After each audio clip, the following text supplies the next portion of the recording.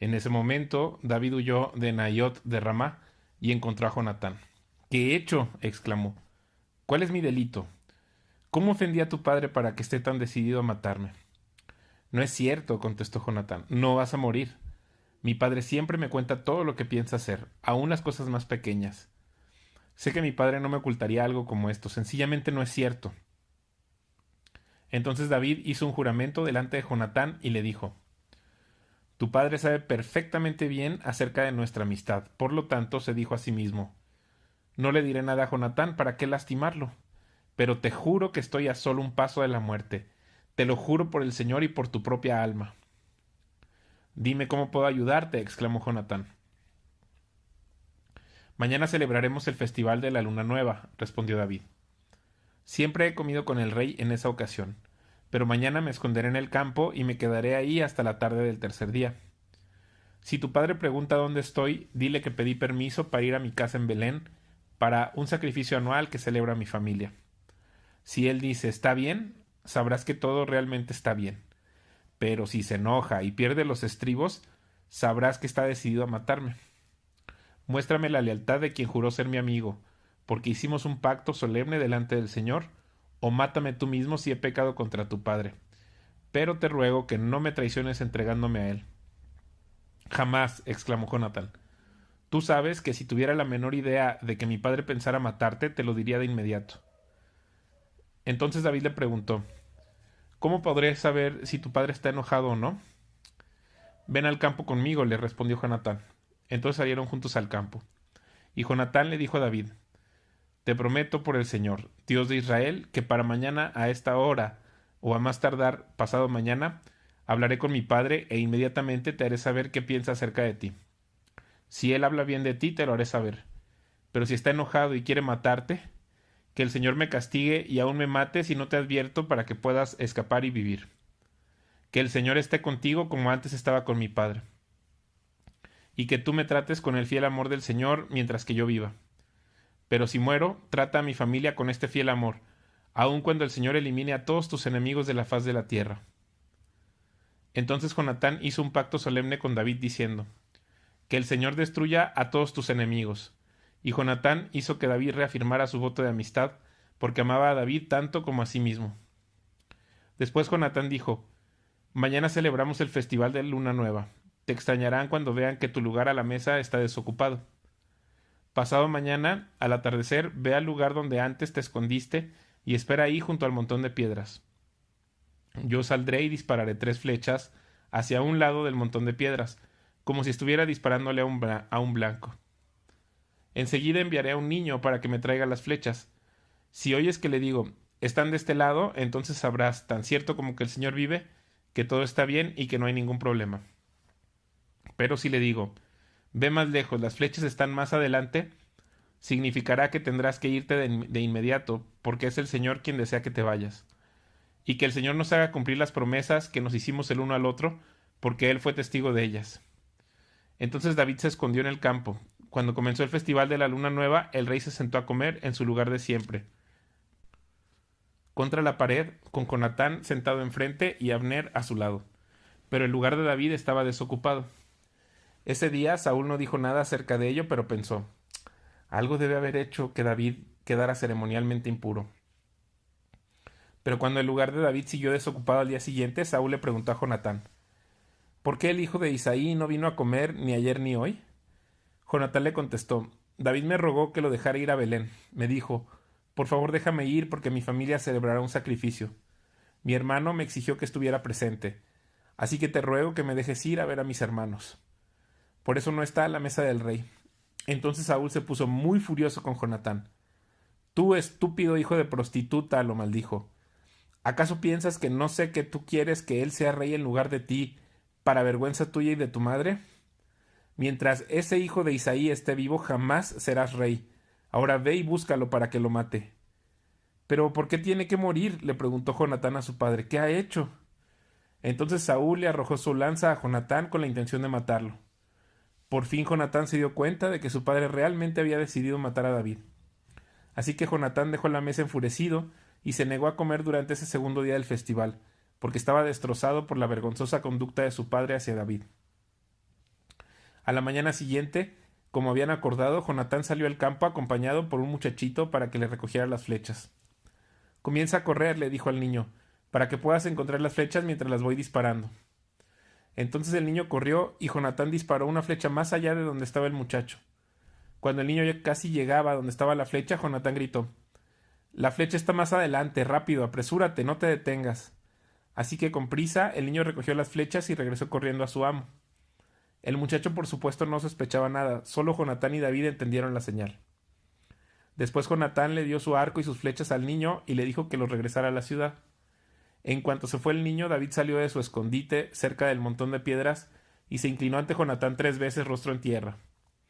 Mientras se abrazaban y se despedían, los dos lloraban, especialmente David.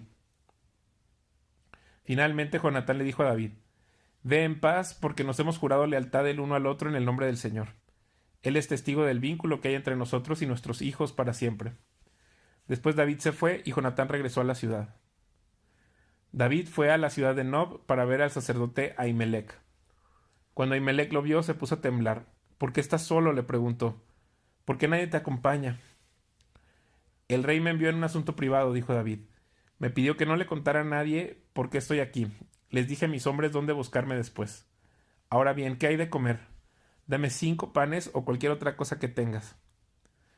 «No tenemos nada de pan común», respondió el sacerdote, «pero aquí está el pan sagrado, el cual pueden comer si tus jóvenes no se han acostado con alguna mujer recientemente». «No te preocupes», le aseguró David, «nunca permito que mis hombres estén con mujeres cuando están en plena campaña. Y ya que se mantienen limpios, aún durante misiones normales, ¿cuánto más en esta?».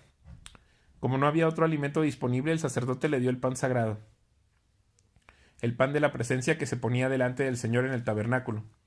Justo en ese día había sido reemplazado por pan recién horneado. Aquel día estaba ahí Doeg, el edomita, jefe de los pastores de Saúl, que había sido detenido delante del Señor. David le preguntó a Ahimelech: «¿Tienes una lanza o una espada?». El asunto del rey era tan urgente que ni siquiera me dio tiempo de tomar un arma. «Solo tengo la espada de Goliat el filisteo, a quien tú mataste en el valle de Ela», le contestó el sacerdote. «Está envuelta en una tela detrás del efod. Tómala si quieres, porque es la única que tengo». «Esta espada es sin igual», respondió David. «Dámela». Entonces David escapó de Saúl y fue donde el rey Aquis de Gat. Pero a los oficiales de Aquis no les agradaba que David estuviera ahí. «¿No es este David el rey de la tierra?», preguntaron. «¿No es este a quien el pueblo honra con danzas y canta: Saúl mató a sus 1000 y David a sus 10,000»? David oyó esos comentarios y tuvo mucho miedo de lo que el rey Aquis de Gat pudiera hacer con él. Así que se hizo pasar por loco, arañando las puertas y dejando que la saliva escurriera por su barba. Finalmente el rey Aquis le dijo a sus hombres: «¿Tienen que traerme un loco? Ya tenemos suficientes de ellos aquí. ¿Por qué habría de permitir que alguien como él sea huésped en mi casa?». Entonces David salió de Gat y escapó a la cueva de Adulam. Al poco tiempo sus hermanos y demás parientes se unieron a él ahí.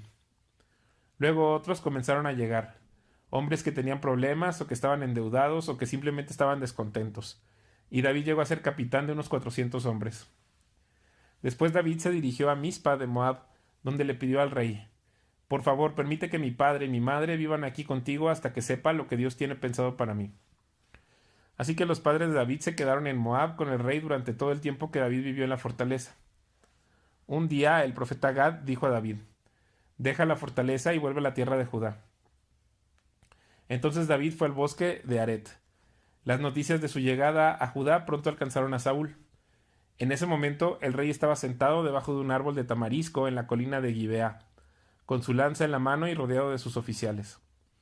«Escuchen bien, hombres de Benjamín», les gritó Saúl a sus oficiales al oír las noticias. «¿Acaso ese hijo de Isaí les ha prometido a cada uno de ustedes campos y viñedos? ¿Les ha prometido a todos hacerlos generales y capitanes de su ejército? ¿Es por eso que han conspirado contra mí? Pues ninguno de ustedes me avisó cuando mi propio hijo hizo un pacto solemne con ese hijo de Isaí. Ni siquiera sienten lástima por mí. Imagínense, mi propio hijo incita al hijo de Isaí para que me mate, tal como está tratando de hacer hoy mismo». Entonces Doeg, el edomita, que se encontraba entre los hombres de Saúl, habló: «Cuando estaba en Nob, vi al hijo de Isaí hablando con el sacerdote Ahimelech, hijo de Ahitob. Ahimelech consultó al Señor por él. Luego le dio alimento y la espada de Goliat el filisteo. Entonces el rey Saúl inmediatamente mandó a traer a Ahimelech y a toda su familia, quienes servían como sacerdotes en Nob. Cuando llegaron, Saúl le gritó: Escúchame, hijo de Ahitob. ¿Qué quiere mi rey?, le preguntó Ahimelech. ¿Por qué han conspirado contra mí tú y ese hijo de Isaí?, le preguntó Saúl. ¿Por qué le diste alimento y una espada? ¿Por qué consultaste a Dios por él? ¿Por qué lo instigaste a matarme como está tratando de hacer hoy mismo? Pero señor, respondió Ahimelech, ¿hay alguien entre todos sus siervos que sea tan fiel como su yerno David? Él es el capitán de su escolta y un miembro altamente honrado de su casa. Por cierto, esta no fue la primera vez que consulté a Dios por él. Que el rey no me acuse a mí y a mi familia de este asunto, porque yo no sabía nada de un complot en contra de usted. Ahimelech, ten por seguro que morirás junto con toda tu familia, gritó el rey, y le ordenó a su escolta: maten a estos sacerdotes del Señor, porque son aliados de David y conspiradores con él. Ellos sabían que él huía de mí, pero no me lo dijeron. Pero los hombres de Saúl se negaron a matar a los sacerdotes del Señor. Entonces Saúl le dijo a Doeg: hazlo tú. Así que ese día Doeg, el edomita, los atacó y los mató. 85 sacerdotes en total que aún llevaban puestas sus vestiduras sacerdotales. Después se dirigió a Nob, la ciudad de los sacerdotes, y mató a las familias de los sacerdotes, hombres y mujeres, niños y recién nacidos, y a todo el ganado, burros, ovejas y cabras. Solo Abiatar, uno de los hijos de Ahimelech, escapó y huyó a donde estaba David. Cuando le dijo que Saúl había matado a los sacerdotes del Señor, David exclamó: lo sabía. Cuando vi a Doeg el edomita ahí ese día, estaba seguro de que se lo contaría a Saúl. Ahora soy responsable de la muerte de toda la familia de tu padre. Quédate aquí conmigo, no tengas miedo, te protegeré con mi propia vida porque la misma persona quiere matarnos a los dos. Un día le llegaron noticias a David de que los filisteos estaban en la ciudad de Keila robando el grano de los campos de trillar. Entonces David le preguntó al Señor: ¿debo ir a atacarlos? Sí, ve y salva a Keila, le dijo el Señor. Pero los hombres de David le dijeron: tenemos miedo incluso aquí en Judá. De ninguna manera queremos ir a Keila para luchar contra todo el ejército filisteo. Así que David consultó de nuevo al Señor, y de nuevo el Señor respondió: desciende a Keila, porque yo te ayudaré a conquistar a los filisteos. Entonces David y sus hombres fueron a Keila, mataron a los filisteos, tomaron todos sus animales y rescataron a la gente de la ciudad. Cuando Abiatar, hijo de Ahimelech, huyó a donde estaba David en Keila, se llevó consigo el efod. Pronto Saúl se enteró de que David estaba en Keila. «Excelente», exclamó, «ya lo tenemos. Dios me lo entregó en mis manos porque se ha quedado atrapado en una ciudad amurallada».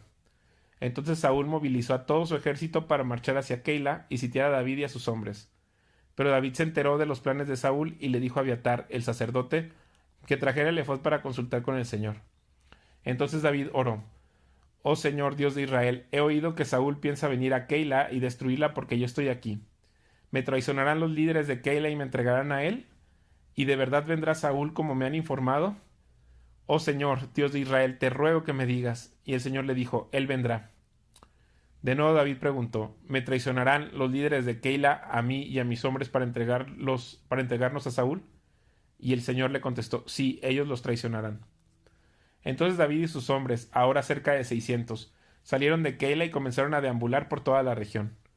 Pronto llegó la noticia a Saúl de que David había escapado, por lo que decidió no ir a Keila.